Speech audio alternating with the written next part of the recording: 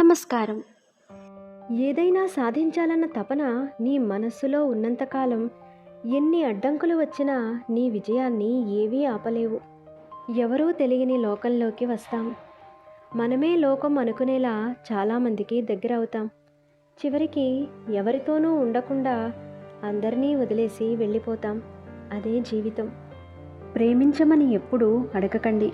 మీరు మీ నిజమైన బంధం అనుకున్న వాళ్ళు నిజంగా మిమ్మల్ని ప్రేమిస్తే మీరు వాళ్ళని మిమ్మల్ని ప్రేమించమని ఎప్పుడూ అడగక్కర్లేదు. మీతో ఎలా ప్రేమగా ఉండాలో వాళ్ళకి వివరించక్కర్లేదు. మీతో ఎలా ప్రేమగా ఉండాలో వారికి వివరించకండి.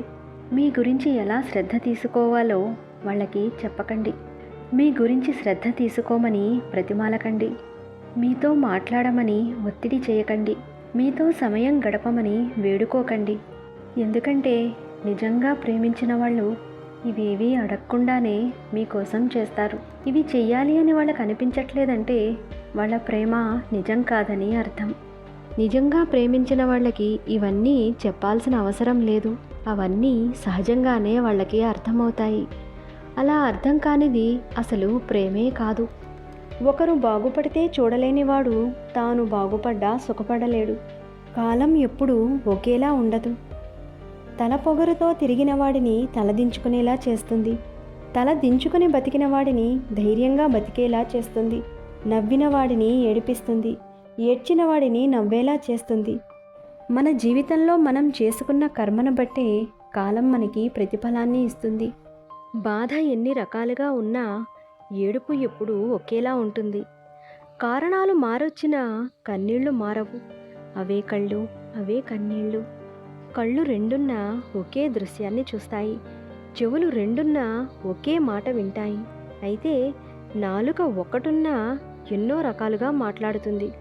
తన కష్టం గురించి పదే పదే చెప్పేవాడు కాదు. తాను ఎంత పని పూర్తి చేశాడో అది మాత్రమే చెప్పేవాడే బాధ్యతలు అప్పగించడానికి సరైన వ్యక్తి. ఒక రిలేషన్లో వెయిటింగ్ అనేది కామన్, ఇద్దరిలో ఒక్కరికి. కానీ ఆ వెయిటింగ్కి వాల్యూ ఎప్పుడో తెలుసా?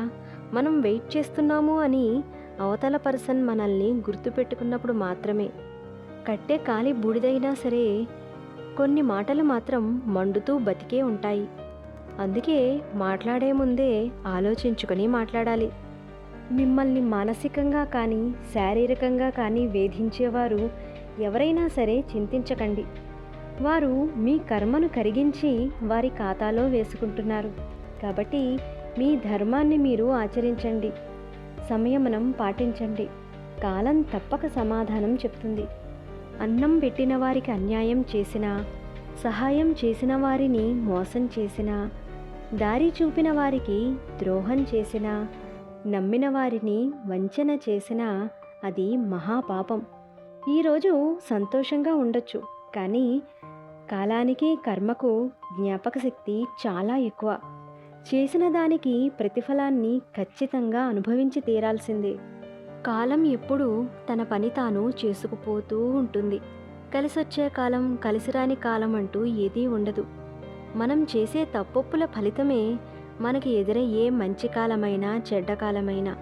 కష్టాన్ని దైవాన్ని నమ్ముకొని మన పని మనం ధర్మంగా చేసుకుంటూ పోతే ఎప్పుడు ఏ కాలంలో అయినా సంతృప్తిగానే జీవిస్తాము.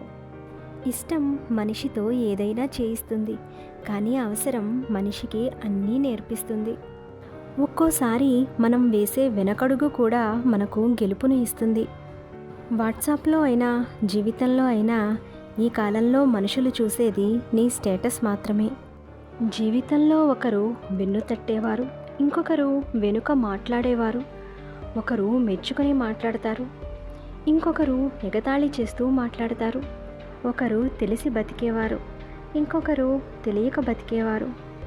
ఇలాంటి వారందరూ చుట్టూ ఉన్నప్పుడే ఎక్కడ ఎలా ఉండాలో మనకు తెలుస్తుంది. అందుకే చెప్తారు, పుస్తకంలోని పాఠం కంటే జీవితం నేర్పే పాఠం చాలా గొప్పది అని. ప్రతి బాధ మనం పిలవని ఒక బంధువు. ప్రతి కష్టం మనం కోరుకోని ఒక యుద్ధం. మనం ఎదగాలంటే వాటిని ఎదుర్కోవాల్సిందే. నేను చెప్పిన అంశాలు మీకు నిజమే అనిపిస్తే ట్రూ అని కామెంట్ చేయండి.